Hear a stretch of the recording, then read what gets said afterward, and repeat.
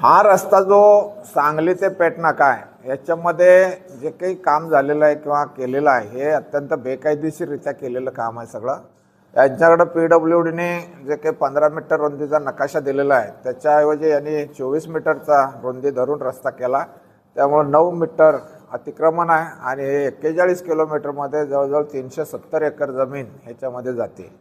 उरून इस्लामपूर हद्दीमध्ये तर आमचे घरं पाडलेले, तरी राहती घरं लोकांची पाडली. लोक विरोध करत होते तर ते मला पैसे देतो, ताबडतोब आम्ही पैसे देतो म्हणून रस्ता करू दिला.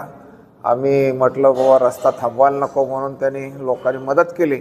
परंतु जवळजवळ 9 कोटी रुपयाचं इस्लामपूरच्या लोकांचं नुकसान भरपाईचं पैसे देणं आज बाकी आहे आणि रस्ता होऊन 6 महिने झाले अजून हे टोलवाटोलीचा धंदा चाललेला आहे यांचा. त्याच पद्धतीनं डिग्रज परिसरामध्ये तसंच आहे. त्या लोकांनी तिथं आता रस्ता होऊ दिलेला नाही आणि मग पोलिसांना मध्ये घालणं, जबरदस्ती करणं. परंतु माझा कलेक्टर महोदयांना विनंती आहे की तुम्ही पार्टी आहे हायकोर्टामध्ये, तुम्हाला तुमची भूमिका अशी आता स्पष्ट करावी लागेल.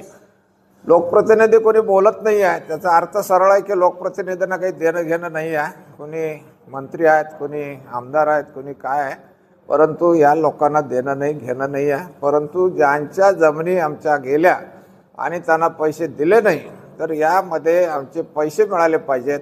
अन्यथा आम्ही हा रस्ता JCB लावून उकरून काढल्याशिवाय आणि रस्ता संबंध बंद केल्याशिवाय राहणार नाही.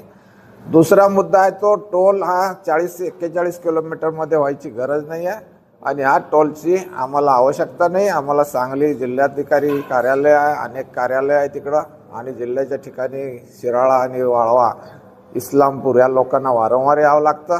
त्याचप्रमाणे कसबे, डिग्रज, तुंग, कवटे, पिरान, समडोळी ही सगळी गावं आता इस्लामपूर मतदारसंघात आलेली आहेत. त्यामुळे त्याही लोकांना इस्लामपूरला येणं जाणं सारखं करावं लागतं. तेव्हा आता हा टोल 41 किलोमीटरमध्ये आम्ही होऊ देणार नाही. टोलसाठी आणि पार्किंगसाठी म्हणून जी जागा घेतलेली आहे ती तर SC-ST लोकांची घेतलेली आहे. कोणाला 2 गुंठ, कोणाला 4 गुंठ अशी त्यांची जागा आहे. गावात आता डिग्रजमध्ये संख्या वाढलेली आहे, राहायला जागा नाही. त्यांना आपल्या शेतामध्ये येऊन घरं बांधून राहण्यासाठी ती जागा आवश्यक आहे. तेव्हा अशा पद्धतीनं जे लोक जमीन देत नाही आहेत त्यांची जमीन दांडगाईने घेणं आणि ज्या जमिनीवर तुम्ही रस्ता केला त्याचे पैसे न देणं हे अत्यंत बेकायदेशीर चाललेलं आहे. तर हे सगळं आम्ही आता बंद पाडणार आहोत. JCB घेऊन रस्ता उकडून काढायची पाळी आणू नका. ताबडतोबीने आमचा पैसा आम्हाला शेतकऱ्यांना देऊन टाका.